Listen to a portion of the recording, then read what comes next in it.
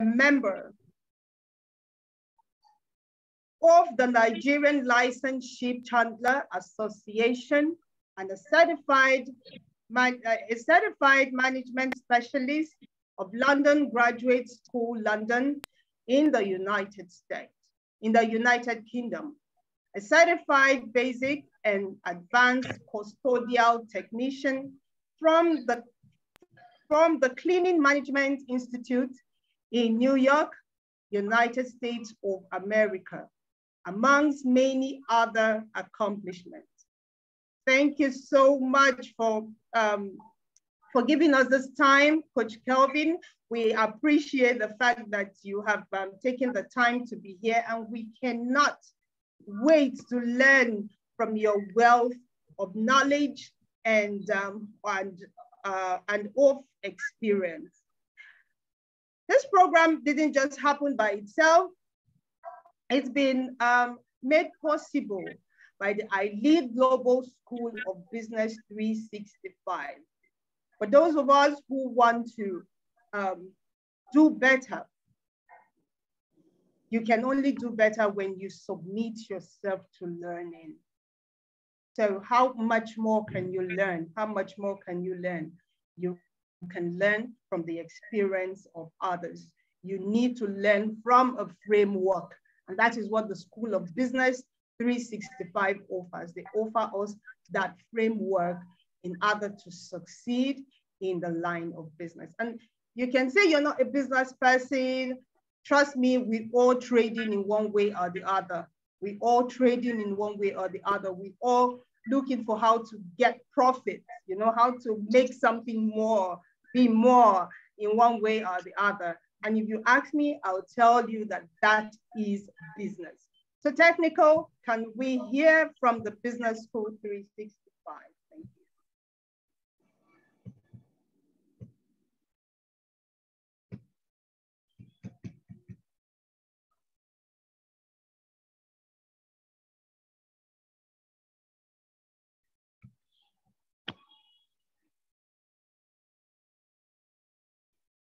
Difficulties taking your business to the next level. Ever wondered how you can turn your passion into profit? Do you have difficulties taking your business to the next level? iLead Global Business Coaching School is the answer. iLead Global School of Business offers your business mastery courses, which serve as a tool to get you as an entrepreneur, your projects and business ideas prepared for the contemporary and competitive business space. In the school, you'll be taught courses that will help you evaluate new business opportunities and transform existing ideas into real business, such as how to establish a good business, psychology of sales, how to set the price of a product, emotional understanding of purchasing, rebranding and growth strategy, the inner circle in business, just to name a few. Register now at www.ileadglobalinstitute.com or call the numbers on your screen.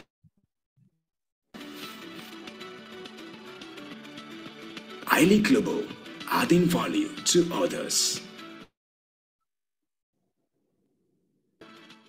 Have you ever wondered how you can turn your passion into profit? iLead Global, adding value to others. That's all we're about. Adding value to others. Adding value to others. Hello, Maria Claire. She's joining us all the way from Addis Ababa. Thank you so much for being here. So without taking so much time, we would move swiftly to hearing from our amazing guest speaker.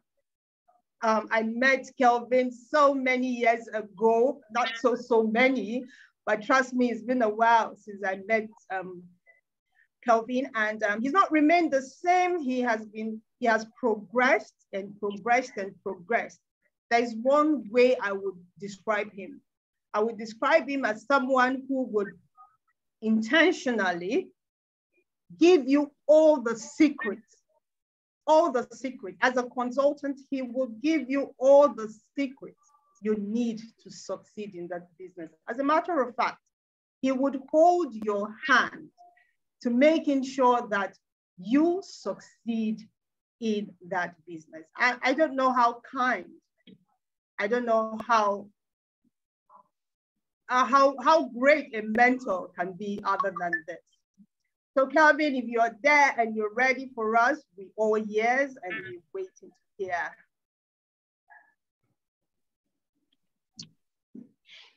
Good afternoon, everybody. I don't know what your time may be. It might be afternoon, might be evening, or good day all.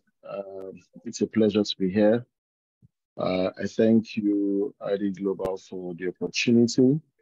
I'm glad that we have a medium to have conversations like this, encourage ourselves, and of course, impact in lives. So yes, again, I say thank you. I say welcome to our members. Thank you all for making our time.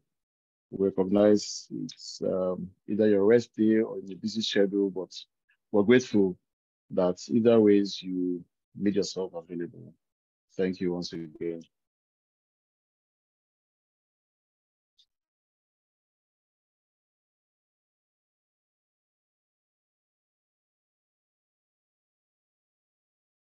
Oh, thank you so much for the words of gratitude.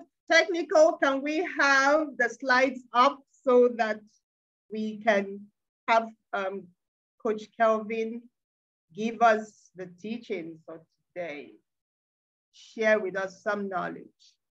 So he will be talking to us on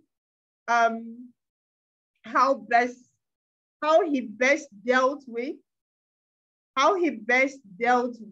the cleaning business, how he became so successful in the cleaning business. So he's not just working in the cleaning business in Nigeria, different parts of the world. And as entrepreneurs, there's one key thing that makes an entrepreneur who they are. And it's nothing other than innovation.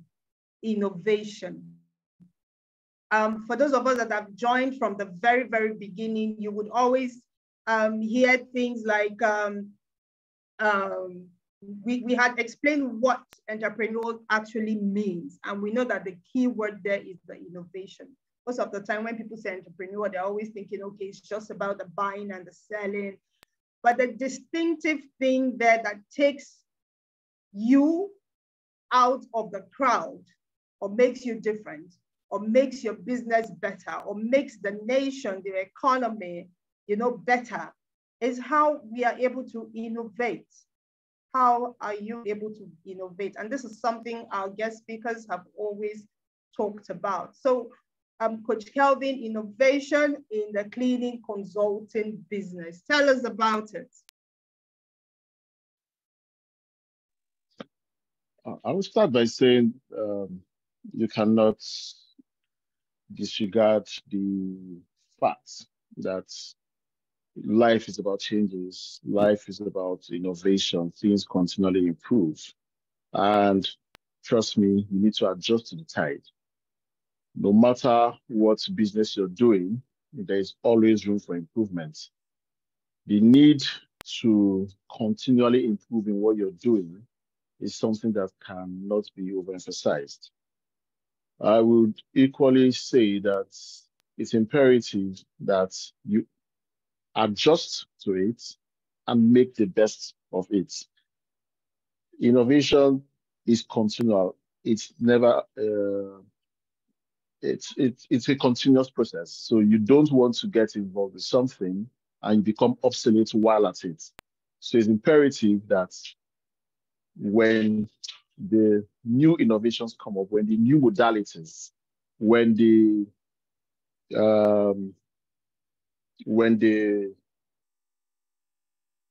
those changes, those modifications are right, you're not going to sleep. So it's important that you pick up from there. And for me, this particular situation, I basically saw the need for continuous improvement. So when a new innovation comes up, the next question is how are you going to adjust to it? How are you going to make it profitable? how it's going to satisfy your clients, depend on the kind of business you're doing. But whatever it is you're doing, if you're in the business of service, which of course you can often exclude products, satisfying your customers, satisfying your clients is your topmost priority.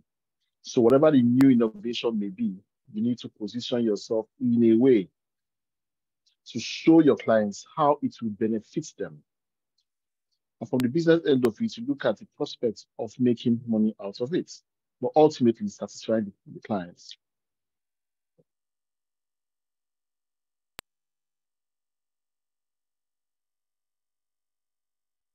So perhaps you can go to the next slide if you don't mind.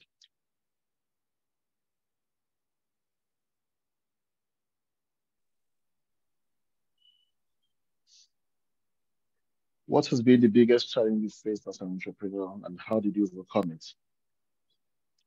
Biggest challenge I faced in my business is the fact that you're going to be facing people who would challenge what it is you're doing because either they don't believe in it, or they think you could do better, or they expect you to do better, or they see things from a different perspective.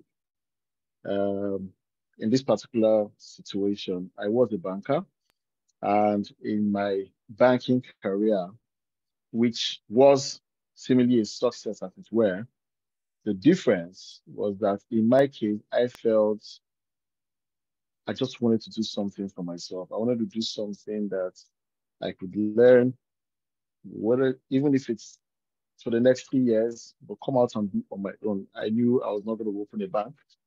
So the next question is, what's that thing I can possibly do to be on my own? I want to determine my future. I want to be the person who decides what happens.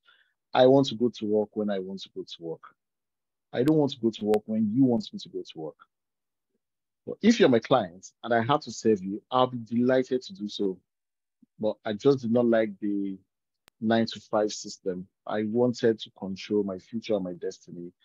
So I would say in that regard that I basically try to control my destiny. So the challenge is, of course, you saying you want to leave a banking career to become a cleaner of all things. As weird as it may sound, truth be told that I did not say it was cleaning I wanted to do. I basically wanted to do something for myself. I wanted to be responsible for my future. So it took for me to take the bold step of resigning from the bank. I meet a lot of questions and challenges. Why would you want to resign from the bank? You're doing well in the bank. You have a future in the bank, you know. So you need to believe in yourself. You need to know that what you want to do, you can stand and defend it. You need to be proud of what you do. I'm proudly called Kevin the Cleaner. And BSc in accounting, master's in marketing. But yes, I'm a cleaner and I'm proud to be a cleaner. So you need that self-confidence. You need to be able to stand up and explain yourself and sell the products you intend to sell. So in my case, yes, I tried a number of businesses, and then I decided to do a SWOT analysis of myself. I'm going to come back on the issue of SWOT analysis when we get to maybe any other business where I'll give everybody the opportunity to learn from that. It's an assignment everybody's going to go through, everybody, because you need to do a SWOT analysis of yourself, not just your business. So in my case, I did my SWOT analysis, realized what I was good at. I knew I was not going to be good at product sales. I knew I was going to be better off in selling services. So that's how I handled that. How do you stay ahead of industry trends and changes to ensure your business remains relevant? For that, I'll tell you simply training. You need to continually train yourself. You need to see how you can do trainings and improve yourself. I started off the cleaning business with little or no knowledge, made some money. I went to South Africa. I did a training for 2 months in South Africa. Never been there before, but of course, I learned professional cleaning techniques. And then when you continue to improve yourself, you begin to see the need to continually improve yourself. Now, stay relevant, as the question asked in the slide.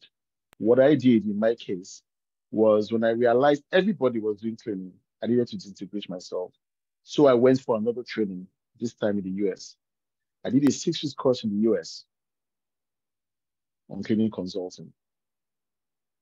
That way, I was able to position myself where I can work with any cleaning company, any individual, any location that they clean. So long as they clean the place, I can be relevant. So to answer the question, how you stay ahead of industry trends and changes to ensure business remains relevant, you basically need to continue to train. You basically need to upgrade yourself.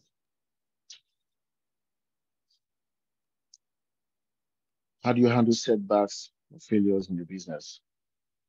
Setbacks or failures in business is normal. You need to have the can-do attitude. You need to say to yourself, no, this requires I change my strategy. No, as far as I'm concerned, is you're just asking me to change my strategy. You're not stopping me. You can't stop me because I believe in myself. I believe what I do, and I know what I must do. So handling of setbacks boils down to you believing in yourself. You need to be able to convince yourself. You need to make decisions for yourself and be responsible for them. But setbacks in businesses must come. You need to stay on top of your game, no matter what happens.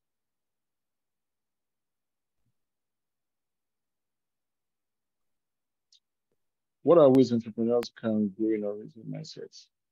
Again, it has to do with you having that openness in mind. You need to be flexible. You need to see the prospects of whatever it is that may be the new trend. For instance, there is the usual mop that we know, right? And then innovation and development, as it were, brought up what you call a flat mop. Now you're going to look at the benefits of that flat mop as vis-a-vis the regular mop that you know. So if you don't have an open mind, you want to remain with what you know, and before you know it, you're obsolete. So you find out that you need to have that openness. You have to open your mind to new things happening and taking it from there. Yeah, so basically you need to just keep your mind open to the new changes, adjust, you train, you improve on them, see the benefits. Whenever any occasion comes before you, look at the benefit. There is always the benefits. You need to look at the benefits. How can a business owner enhance the efficiency of workers? Particularly in the cleaning industry, it is imperative that the workers know you have an idea of what you're talking about. It's imperative that they know that you are not just talking, but you know about the business. So that way, you are also able to improve them. Trainings, they ask you questions, you answer those questions, you make them see the easier parts of things in life.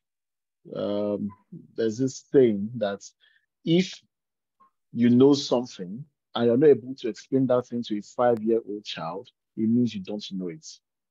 So you need to have that attitude of learning and mastering things that it becomes very easy to explain it. So the ease at which you explain to the worker, you realize that indeed, okay, there's prospects here and they listen to you. So improving the efficiency of workers, trust me, training, and of course, you need to be empathic. That empathy has to be there. Empathy about the workers. You should be able to adapt dialogue with your workers. You should know how they feel. Somebody's having a bad day, maybe family.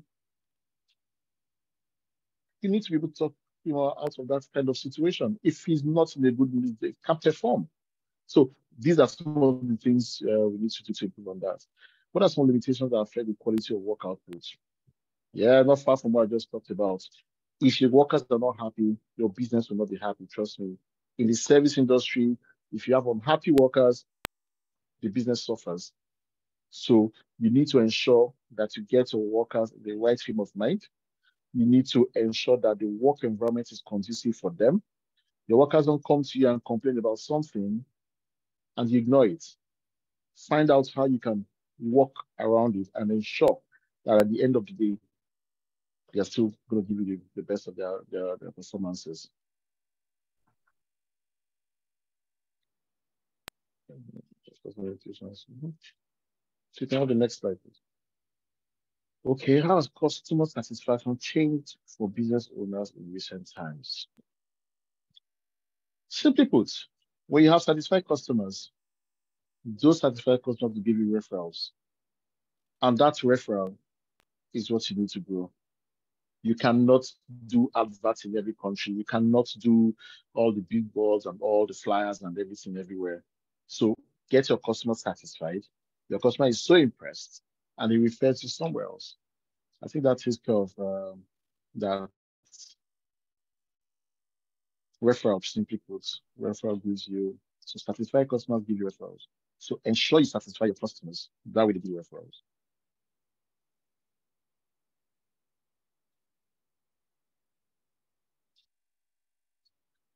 And some issues that affect increased profitability and how to handle them. Again, some of those unseen issues could be your workers being unhappy, inadequate material to work, a lot of improvisation is required in cleaning. You don't want your workers telling you, we don't have this, we don't have this, and you're folding your hands because you have no solution to offer them. In the cleaning business particularly, you need to improvise. Now, where that comes in play, and your workers see that indeed you come up with good ideas for them to solve their problems because you know it, trust me, it becomes a seamless effort. So your workers not being happy is an issue, be it salary, be it personal issues, they would affect your business and that would affect profits. So either ways they go together. So the workers are not happy, it affects your business. If it affects your business, it affects your profits. It's a chain reaction. What advice would you give to aspiring entrepreneurs who want to start their own business? We'll say that for any entrepreneur who wants to go, who start a particular business or whatever business you want to start, my candid advice would be that you, one, know about the business you want to do, and then advise yourself, because we all have different abilities. We all have our individual strengths and abilities. So it's important that you know what your strength is. And that's why I talked about the issue of the SWOT analysis, because when you do a SWOT, you're able to identify what your key strengths are, your weaknesses, your opportunities, and threats, where you're able to harmonize it, and then, of course, decide on what you want to do. So Julia is an expert in this. Doesn't mean I'm going to be an expert in that. I should be able to carve a niche for myself. I should be able to look at what I want to do. And if I want to do what Julia is doing, then there's nothing wrong with me, meeting her and getting her to mentor me. But ultimately, you need to believe in what you want to do. If you believe in what you want to do, you train on it, you learn more about it, you're going to keep learning. The learning doesn't cease. Okay? So my advice for aspiring entrepreneurs is to decide on what you really want to play, learn more about it. When you learn more and you know more about it, you become more confident, and that confidence exudes. It can't be overemphasized.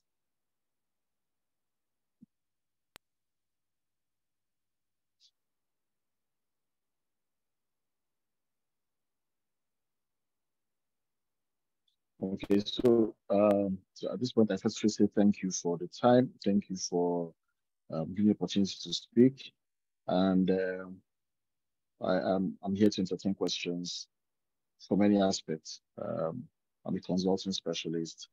I'm not just restricted to cleaning. I can give you advices in different aspects. So I hope to entertain your questions for the purpose of clarification. Thank you. Wow, amazing. Thank you so much. Thank you so much, Kelvin. You did a great job. Thank you. Thank you so much. Thank you. Okay, so drop your questions. What questions do you want to ask Kelvin? What questions do you want to ask Kelvin?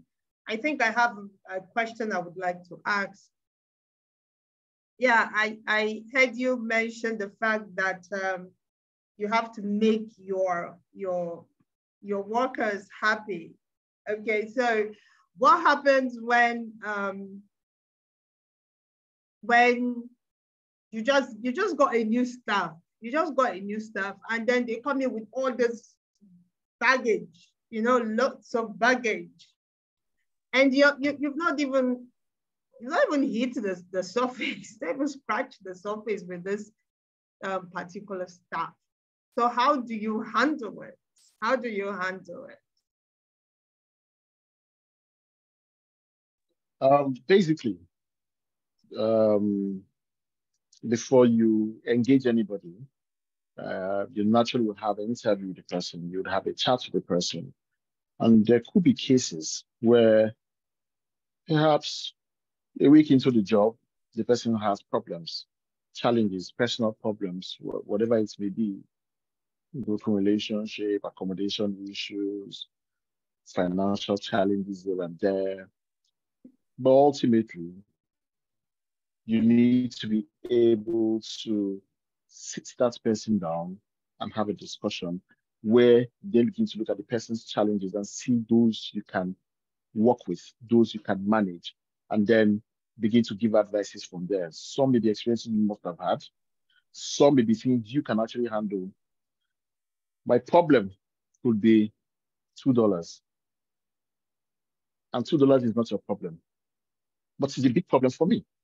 If in the course of talking to you and you see the potential of what I could do for your business, you could give me that $2, knowing that in the future you're going to reap the benefits of that quality investment as it were. So I think when you have challenges like that, take it step by step. Engage the staff or the colleague of yours. Trust me, there will be a solution. A problem shared is half solved. Where the problem is when the person doesn't talk to you, when the person doesn't open up to you, and the person is trying to manage all of it in his or her head, I mean, of course, it's going to affect the output of the job. So at the end of the day, yes, you need to engage the person. Okay, thank you so much. Okay, but when the person's problem is more than me, like if the money is more than $2, $2 is more. If the problem is more than $2, what do I do? Yeah, then we need to What go do back I to the do? basics. Yeah, we need to go back to the basics. First and foremost, why are you trying to engage a person? Two, and why did the person apply? The person would then tell you he or she applied because of this reason. And they're going to marry it with the challenges the person is having. You can't solve everybody's problem. So for those you cannot solve, you kindly advise the person, you know what, is this an emotional problem? For instance, the one has a follow which is a relationship problem, for instance. You want to give the person time to clear his or her head. You don't need to get involved with that. So I'm trying to say that if the problem is too much, like the illustration I gave was the $2 thing, if the person's problem is $200 and what you can offer is $200, $2, my friend, what I can offer you is this. I can't solve the $200. You may want to excuse the company at the moment so you don't give us more problems. Okay? And trust me, the person will understand. Otherwise, why did you apply to work in the first place if you're going to be giving us so much problems? So yes, these things happen, but we need to manage them. Okay, thank you so much. I see on the chat here from Mota says, how do you solve conflict between workers in your workplace? Okay. How do you solve conflicts between workers in your workplace? Okay. Trust me, conflicts in the workplace is inevitable. It's inevitable. We can't avoid it. In my case, for instance, uh, I boast of a staff strength of 170 workers nationwide. And trust me, loads of issues left, right, center. However, you begin to look at what are the issues. Sometimes it could be the older worker who is now laid back, and the younger worker is more enthusiastic about the job. You don't want to make the old worker feel terrible with himself, and you don't want to kill the spirit or the morale of the new worker. So conflicts, trust me, you need to manage them. You must manage them. There may be occasions you need to redeploy some workers. You may need to shuffle them. You may need to change their job responsibilities. If you have two workers who are both very important to you, just reassign them. You could reassign them to different things, depending on what their problems may be, right? So you need to engage them. You need to have supervisors. You need to have team leads. You need to have people who can listen to them firsthand and bring it before you and manage it. Trust me, it's inevitable. So, but you need to manage them. You just need to manage them. Okay, thank you so much for that response. I see another question. Jay says, how do you handle startup business when you don't have money to hire experts and you have to start with entry-level staff, so beginners who literally don't know so much or don't know better than you, because you're supposed to bring in people that, you know, would level up, be better than you, you know, can fill in positions you can't fill. Last month we learned about partnership. Your partner has to be, so you're bringing in a partnership in any which way, be it a staff or someone who is coming in to share the company with you. They have to bring in something you don't have. So if you're bringing in a beginner because you don't have money, how do you manage that? I'll simply just answer that with tell you my own experience. When I started up the cleaning business, I didn't have money, but I had a desire to go into this business.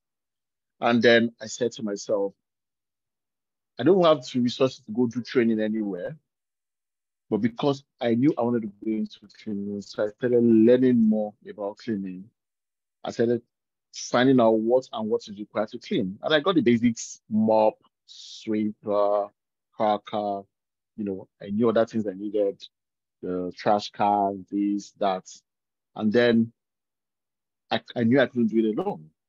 So I started looking for someone who has a passion, who would like to go into the business with me, recognizing that at this moment in time, I do not have so much money to pay him.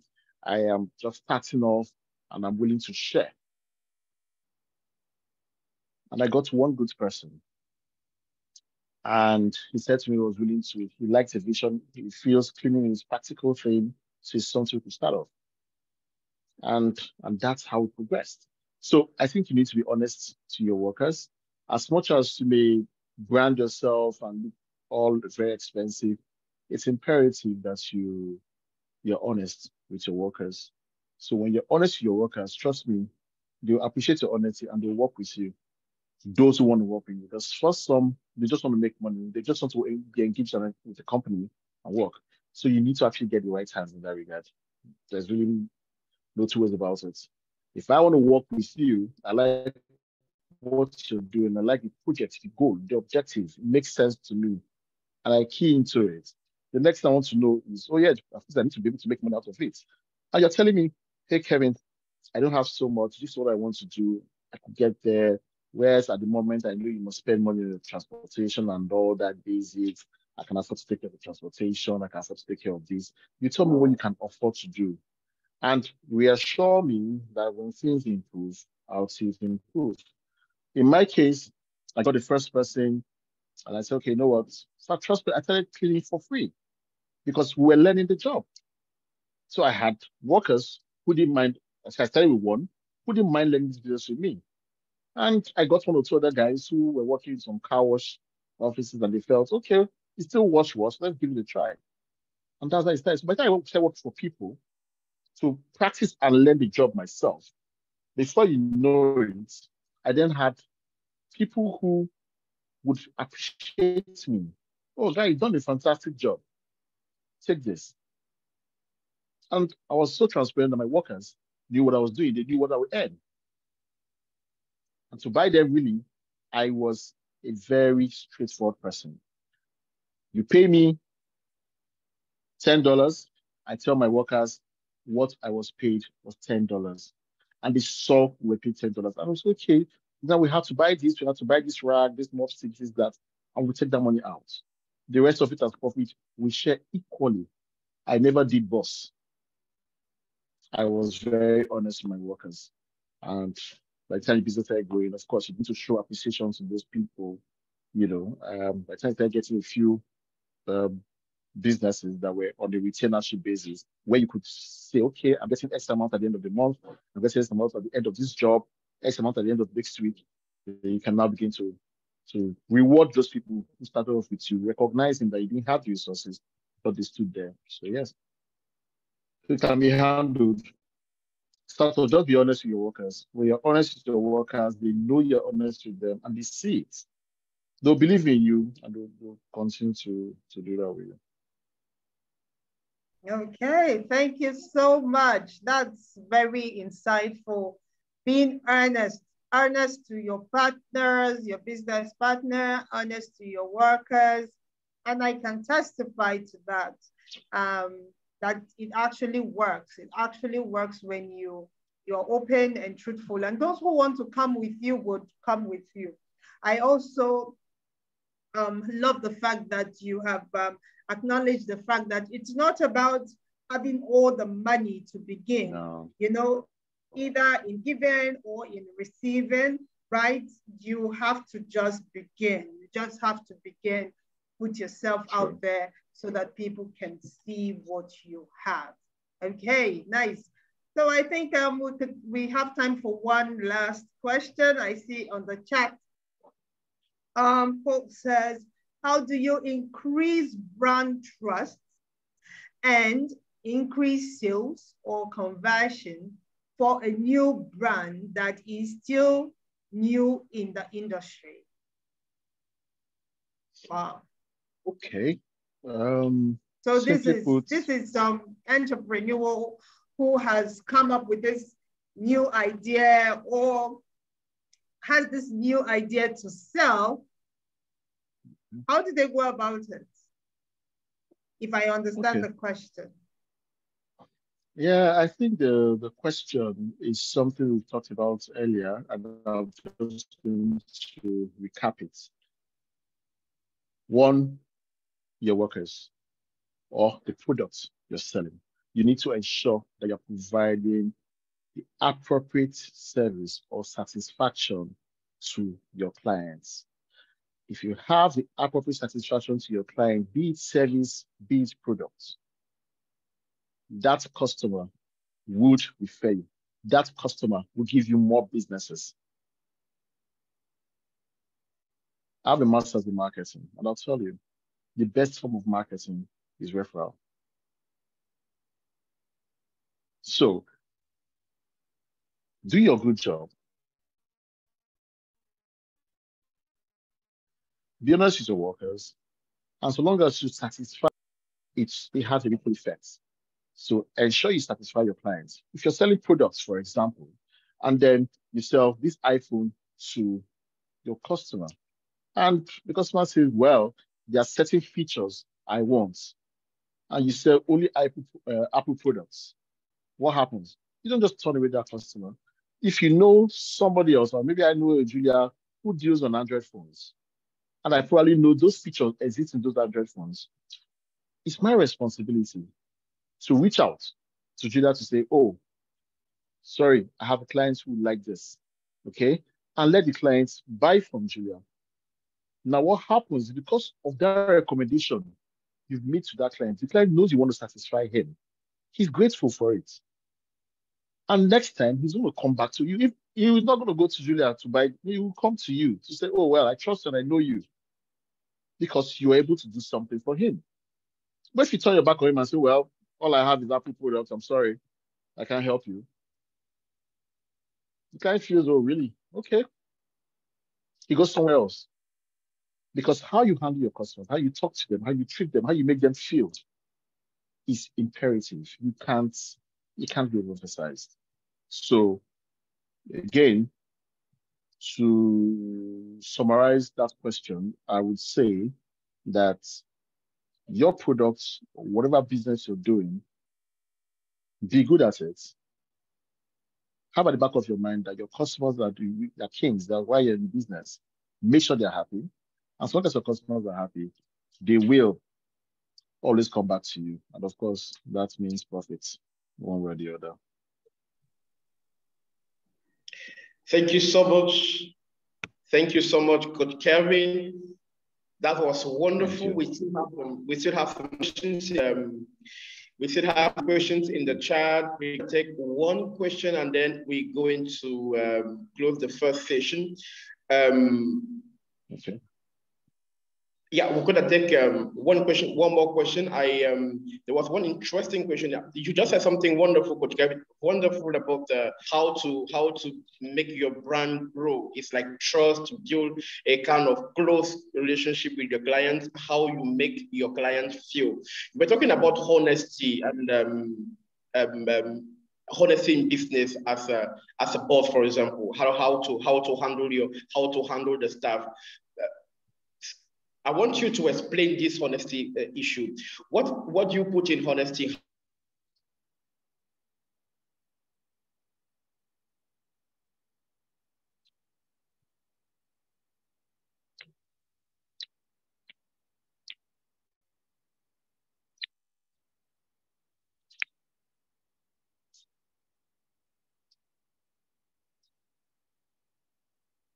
Hello. Okay, good afternoon. I think he's experiencing technical issues. I would have loved to hear that question he has. Yes. I look no forward problem. to him. The next thing we're supposed to do is go into. Go ahead. Go ahead. Yes, sir. I look forward to him asking the question so I can answer it. So okay. The little I've gathered so far, he wanted to know more about the honesty thing and how it works. And honesty is honesty. Being honest to your workers, being honest to your customer. You tell your customer the truth. You tell your customer what you can actually deliver. It is always better to under-promise and over-deliver than to over-promise and under-deliver. So honesty comes in there. Very true. Your workers, you need to be honest to your workers. You need to tell your workers, well, this we can do. For cleaning, for instance, you can say, yeah, we can clean windows very well. We can do the floor very well. But your workers must also know that if you can't do carpets because you don't have the right equipment to do carpets, be honest with them. You don't tell them we can do everything, can clean everything, and then tomorrow there's a carpet to be cleaned. The workers are going to be looking at you. Just do it. And when you don't do it right, it affects your business. The workers won't be happy. The customer will be happy. But if you tell the customer, oh, I'm specialized in window cleaning and floor cleaning, hard floor cleaning, I'm not an expert in carpets. However, I know you want that done. I could try. So at that point, yeah, honesty can be overemphasized. Thank you so much. Thank you very much, Coach Kelvin. Okay, Coach Said is back. Can we appreciate Coach Kelvin for that? Can we give him some heart to appreciate him for the wonderful sharing? You know, it's wonderful to hang around with to hang out with people who have done well or who are doing well in business, help us to tap from their experience. And we told you before the beginning of this program that this is where we come and tap from those who have done it and those who are doing well.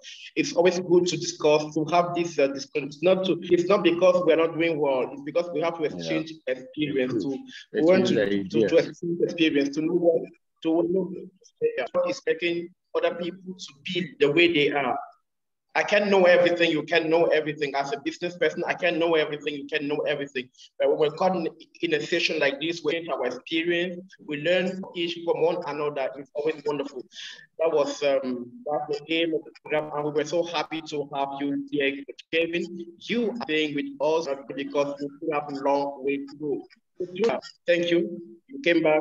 Network allowed you to come back. I'm so happy for that. Can we appreciate Network for allowing Coach Julia to come back this afternoon? We are so grateful. We are so happy. Network allowed you to come back. Okay, we are going to dive in the second part of the program, and we shall be receiving the Master Coach Raphael Djine in the second part of the program. But before we take the second part of the program, I think we have a short break, and the short break will give us the opportunity to listen from the technical. What did we prepare for all for the short break? Do we have something like a break?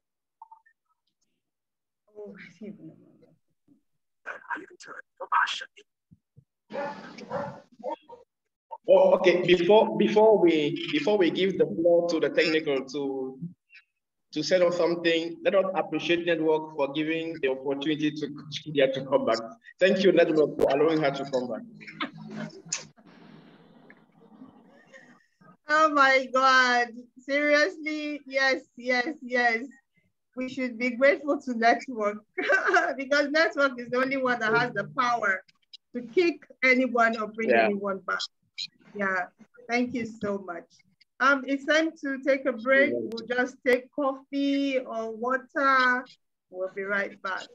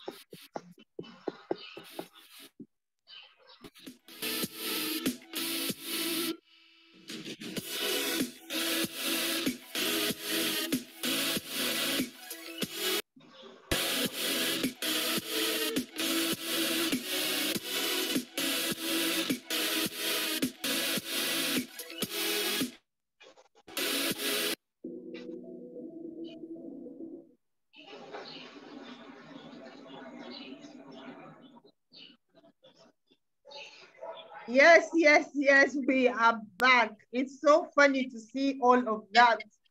Well done, Technical, for putting that together. It so matches everything that was shared with Coach Kelvin today. Who could think about having such hilarious moments in the place of work?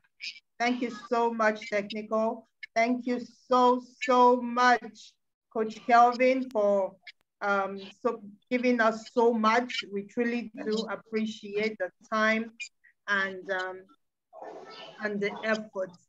And before we move into the next segment of today's program, I'm in a good mood. I'm in a good mood. And whilst the network kicked me out, I quickly went to consult. I quickly went to consult with the management team, and they said, okay, since it's something you're asking us to do, they're open to doing it. And so I want to share it with you. Now, if you're interested in any of the iLead Global products, For example, if you want to get into the School of Business, I have a very good news for you. Or maybe you want to go into any of the programs that iLead offers. You stand a chance of getting a huge discount, a very, very huge discount. But it comes with you just doing something very small. And you know what that thing is? You're going to take a screenshot of yourself whilst in the program now, okay? You're going to take a screenshot of yourself whilst in the program, then upload it on your social media page, whichever, be it your Facebook, Twitter, Instagram, and then tag iLead Global English Community.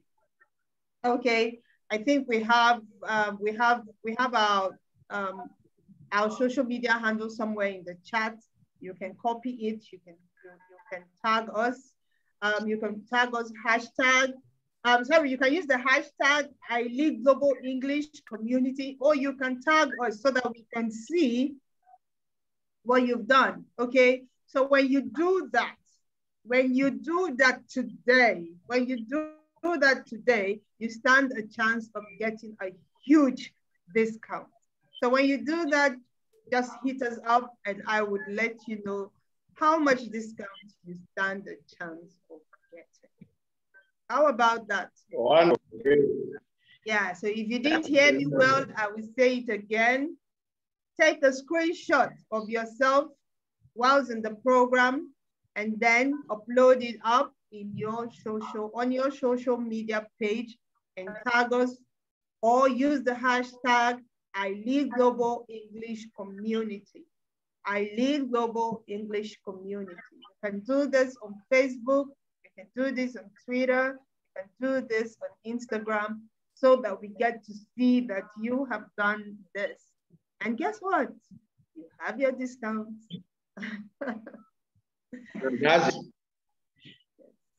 And that makes your Sunday good, wonderful. Yeah. That makes your Sunday so beautiful. Okay, so we would we'll move swiftly to our next segment. At this point, we are supposed to have our master coach, talk to us, tell us what we want to learn about investment. But the time is so clashy with some other events going on right now, so we are unable to have him. But as soon as he is available before we round up today's session, we would hear from him.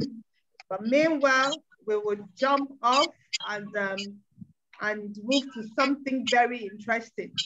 Now, for most of us that have attended this program, we know how it goes. We just come, listen, we take notes and all that.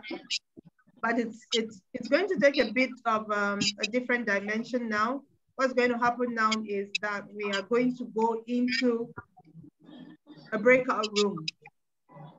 Yeah, we're going to go into a breakout room.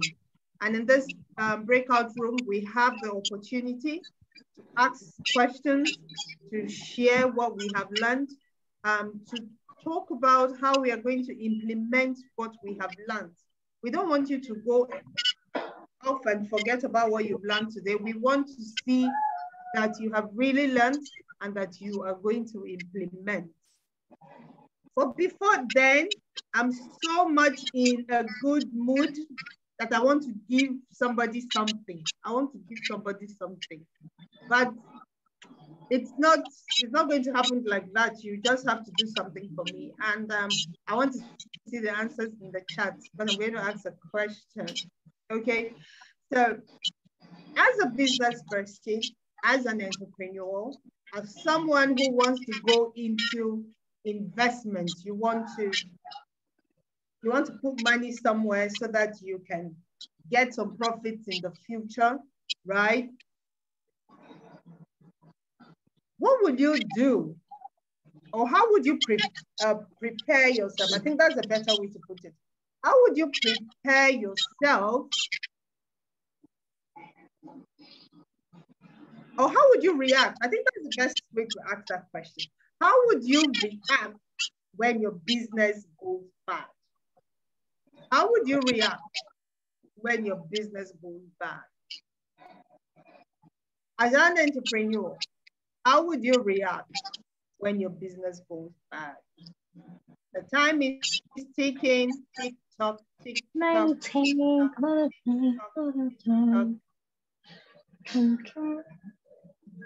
How would you react when your business goes bad?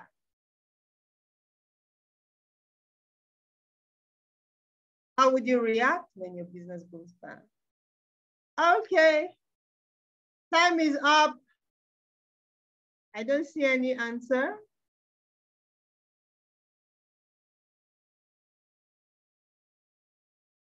I don't see any answer. Technical, can you please mute Stephanie?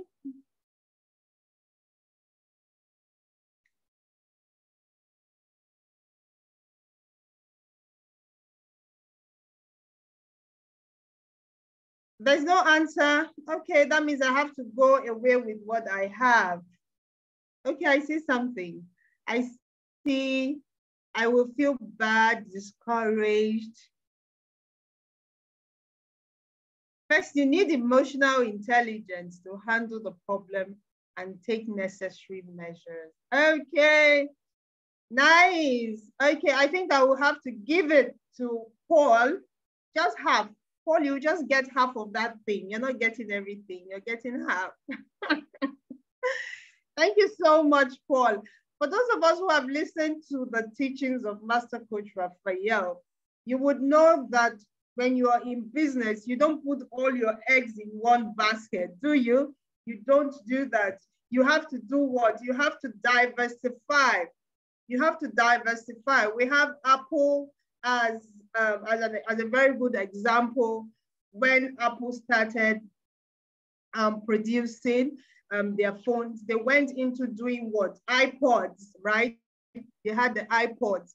And as things started changing, as things, innovations started propping up here and there, what do they have today? From iPod, today they have the iTunes, right? They have the iTunes. And when we look down here in Africa, what do we have with Dangote? You see Dangote doing what? Dangote he's producing salt, he's doing sugar, he's doing flour, he's doing spaghetti, right? So it is important that we don't necessarily have to feel bad. That is where the emotional intelligence comes in, but we need to be prepared. So even when it happens, of course, when it happens, we'll have something to fall back on. So Paul has answered very well. Thank you so much, Paul. Thank you. You will see me for your prize. Okay, so technical, are you ready to have us dive into our different rooms? Yes. So whilst technical is yet to get back to us, Odili, you don't really have to feel bad when business goes bad, because one thing about business is not about today, it's always about what tomorrow will bring. Okay, so let's do better. Are we ready, technical? Yes. Okay.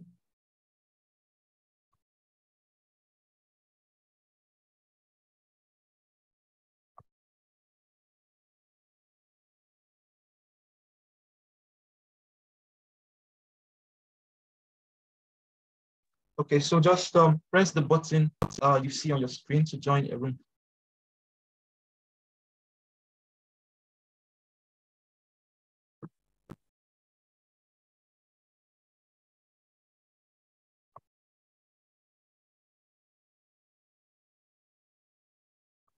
Okay, so if you're still here, we're going to assign you to a breakout room where you will have a group